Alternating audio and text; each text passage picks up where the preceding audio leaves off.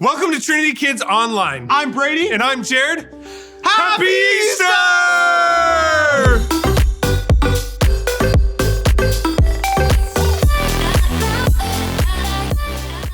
All right, since it's Easter, Brady, please share with us your favorite Easter candy of all time. This is like the top one of one. Really? Yes. Okay, so, see, man, Jared, this is a tough choice because there's like two that are so close. We have on one hand, we have the Reese's peanut butter eggs, and then on the other hand, we have mini eggs. And you know, if I have to be honest, I'm gonna have to go with the peanut butter eggs. Peanut butter eggs? Itty bitty little bit more. Okay. It's like just barely. Just peanut butter though. Not just just the peanut butter chocolate eggs. Okay. Do you know what mine is, Brady? What is it, Jared? I love the Cadbury eggs that nobody else loves. Not the Whopper, weird Whopper things that are like crunchy, but the like eggs? the big giant eggs that actually look like the yolk inside. Everybody hates them. Every time you say you like them, people are like, "Ew, that is the grossest one ever." The cream eggs? Yeah, the cream eggs. Cream eggs. Yes. You know what's They're so good. I actually don't mind them, but what always happens to me is they always melt and then they just get everywhere. You gotta eat them. Just You one gotta eat them bite. quick. It's Gonzo. Well, There you what go. about you guys at home? What is your favorite Easter candy? Maybe it's cream eggs. Maybe it's mini eggs. Who knows? Let us know. We'd love to know. But let's head into a game, Jared. What do you Let's think? head into a game. That's right. Okay, so today's games it's just a game, not games. It's a game called Egg Rays, which is why I got confused. So it's called Egg Rays, which is essentially this idea that you're gonna see a picture of an egg come up on the screen and it's gonna have a silhouette or like a shadow on it of something that you'll hopefully recognize. And then you need to guess what's inside because we all love what's inside Easter eggs, right? So this one is a game about guessing what's inside the Easter egg. And that's not even the most fun because you can grab your friends, your family, your cousins, your dogs, your animals, whatever you got in your house, grab it and bring it along to play this game. It'll make it twice, 3 times, 4 times as much fun. Way more fun. Way more fun. Okay, let's go. Let's go.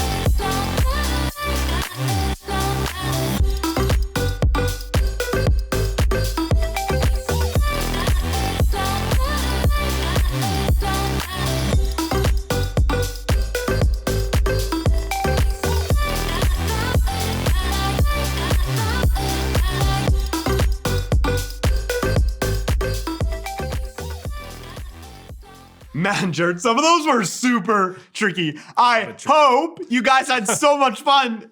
See what I did there, Jared? Yeah, because we're talking about hope. I got it. That's right. Hey, Jacob's going to lead us off here in a second to talk all about hope. And he's also revealed to us his favorite Easter candy, which happens to be a peep. What? Have you ever heard of peeps, Brady? No. Yeah, they're like, I know. They come in trays and they're these little marshmallow bird things that are covered in sugar. Yeah, it sounds terrible. Ew. Yeah. Not. But you've never had one? No. They taste terrible too. Good thing on that. That's a good thing. It is a good thing you haven't had one. That's I right. just like bunnies. That's not right. I know. birds. I'm glad Easter in Canada is actually about bunnies. Yeah, me too. That's great. Yeah. Okay. All right. Let's check it with Jacob.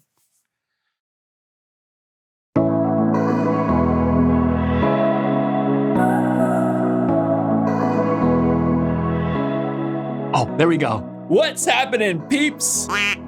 I'm Jacob, and today we're celebrating a day that is all about hope. Hope is believing that something good can come out of something bad. And something really good came out of the day we call Easter! Woo! So, to celebrate, let's do some Easter-themed puzzles. First, an Easter egg hunt. Okay. Can you find which Easter egg only appears once? Oh, is this one up here? No, that one has a twin. Oh, what about that one right in the middle? Not quite. Oh, which one was it? Obviously. Try this one. It's a word problem. Javier has 127 jelly beans. Teresa has 323 jelly beans. If Javier and Teresa share their candy, how many jelly beans will they have altogether? Okay, this is a math problem. Let's see. 127, 323, so that's 7 plus 3, that's 10, 0, carry the 1. That's 2 and 2, and then we carry the 1, so that's 5, so that's 5, 0. We have 5, 0, and then we have 3 and 1. So we did 1, 2, plus 1, where are we? 450. Yes! How many of you got 450? Nice job. Time for the next question. If Javier and Teresa eat all those jelly beans, how sick will they be? I'm just kidding. Eat candy responsibly, peeps. Time for the last puzzle. Scramble word. Okay, these letters spell something. Let's find out what. Okay. Oh, there it is. And then another P. Got it. Therapy apes. Psychologist monkeys. I'm not sure that's a thing. Let's try this. We have an H-E and a Y. Ooh, and then, ooh, I know. Hey, rest, Papa. Had a long day. Dad, take a load off. No, that's not it. Oh, it's Easter. Obviously. Aha! And because it's Easter, aha! Try peeps. Oh, you scrambled words, don't mind if I do. Today's story is the most epic true story of hope that you'll ever hear, and I hope you enjoy it. I'll see you in a few. Good, wait right there. The Bible. It's 66 books of history, stories, letters, and poetry that fit together to form God's one big story. The epic adventure of how He created us and loves us so much that He made a way to rescue us. As we travel through the Bible, from Genesis to Revelation, we discover people who met God and found their lives changed forever. Now, for an amazing story, inspired by the book of John. Chapters 18 through 20. In the days before electricity, people were used to living in darkness much of the time.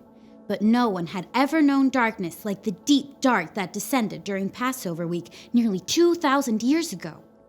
Jesus had arrived in Jerusalem to shouts and cheers. Hosanna! Hey, blessed is the King! Hosanna! But the religious leaders had been plotting a way to get rid of Jesus, and they had found the perfect way to get to him through one of his closest followers, Judas. What will you give me if I hand Jesus over to you? For 30 pieces of silver, Judas promised to betray Jesus, the light of the world. Darkness was coming, but Jesus wasn't surprised. After a special Passover meal with his friends, he told them, "In a little while, you will no longer see me. Then after a little while, you will see me." Jesus led his friends across the Kidron Valley to a garden called Gethsemane. This very night, you will all turn away because of me. Peter hurried to step right up beside Jesus. All the others may turn away because of you, but I never will. In the garden, Jesus pleaded with God in prayer. My Father, is it possible for this cup to be taken away? But if I must drink it, may what you want be done. His friends couldn't stay awake long enough to pray with Jesus. But soon, the dim silence of the garden was broken. A mob of soldiers and officials streamed into the garden carrying flaming torches. Judas marched right up at the front and led them straight to Jesus. Who do you want? Jesus of Nazareth! I am he. At first, everyone fell back, but then they surged forward to grab Jesus. Peter tried to defend him with the sword, but Jesus stopped him.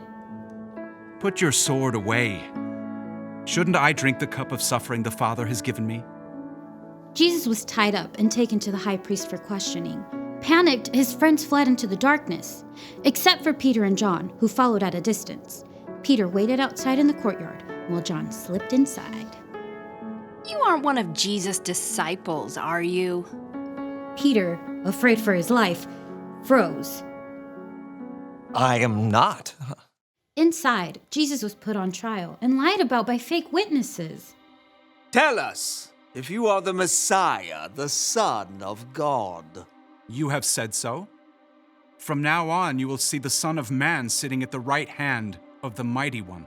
He has spoken an evil thing against God. Outside, others asked Peter if he was a friend of Jesus. Twice more, he said. I am not. Jesus' own friends had abandoned him. Even as bleak morning light grew, darkness continued to gather. Because the Jewish leaders couldn't sentence anyone to die, they sent Jesus to the Roman governor, Pilate.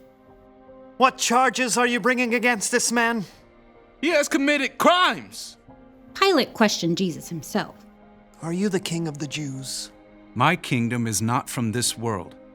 I was born and came into the world to be a witness to the truth. Everyone who is on the side of truth listens to me. Pilate returned to the crowd. I find no basis for any charge against him. Pilate was afraid of the Jewish leaders who could get him in trouble with the Emperor Caesar. So he gave in, and Jesus was beaten. A crown of sharp thorns was pressed into his head, and he was handed over to the soldiers to be crucified. You! Carry this! Jesus was forced to drag the heavy beams of his own wooden cross through the streets of Jerusalem to a barren hill outside the city walls, Golgotha. Jesus' arms and legs were nailed to the rough cross using heavy spikes. Then, the cross was raised up to stand between two other crosses holding thieves. Even though it was the brightest part of the day, darkness began to close in. Must be a storm coming in. Jesus' mother, along with a few of his followers, looked on, their hearts breaking. Around mid-afternoon, Jesus cried out, My God! My God! Why have you deserted me? It is finished. Then, Jesus bowed his head and died. The earth shook. Rocks split open. The darkness of despair settled into the hearts of Jesus' friends. His body was taken to a nearby garden and placed in an empty tomb. A heavy stone was rolled in the way to block the entrance. Soldiers were even sent to stand guard during the long, dark night. But even in the deepest darkness his world had ever known, God was still at work. Early on Sunday, even before the sun rose, Jesus' friend Mary Magdalene crept to the entrance of the tomb. But when she got to the entrance, the heavy stone had been rolled away. It's empty. Confused, Mary raced to find Peter and John. They too saw the empty tomb and returned home, still trying to understand. Mary stayed behind in the slowly growing light. Tears filled her eyes as she bent into the tomb to see once again. Oh! Two bright angels dressed in white sat where Jesus' body had been laid. Mary turned back to the garden, her breath catching in her throat. The rising sun nearly blinded her, but she could see a man standing there. Woman, why are you crying? Who are you looking for? At first, Mary thought this must be a gardener, but then he spoke again. Mary. Teacher! It was Jesus, alive! Mary threw herself at his feet. As the light grew around them, Jesus told her, Do not hold on to me. Instead, go to those who believe in me. Tell them, I am ascending to my Father and your Father, to my God and your God. Mary raced to find the others. I have seen the Lord. Through Jesus, God had defeated death forever. We can hope because in the end, darkness will never win.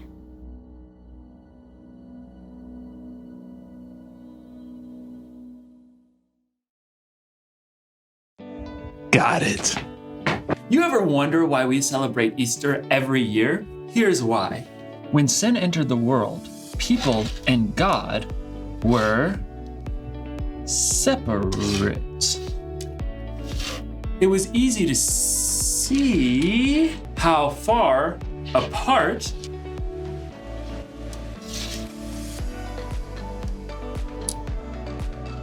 we were. People tried to make it up to God, but the price was too steep. So, God came up with a plan to save our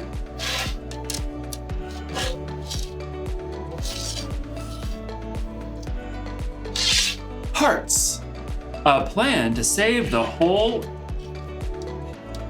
earth. God's plan was to send Jesus, his one and only Son. Jesus died to erase all of our sins from the past and all of our sins in the future too. A price we could never repay. Jesus died because of his great love for us.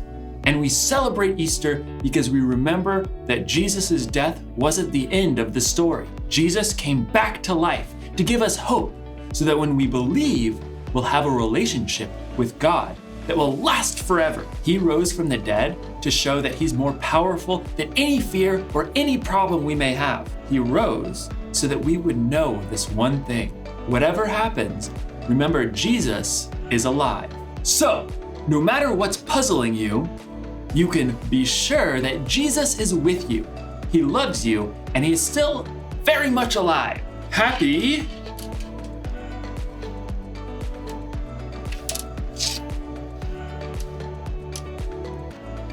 Easter, everyone. What? Oh. Or eaters, I guess. Happy eaters. Let me just, Happy Easter, everybody! And just for good measure, one more of these bad boys. Woo! Happy Easter! I'll see you next time, peeps.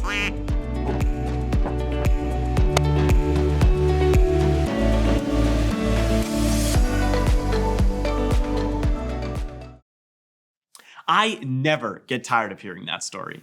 So what did God say to you as you watched today's story? That's right.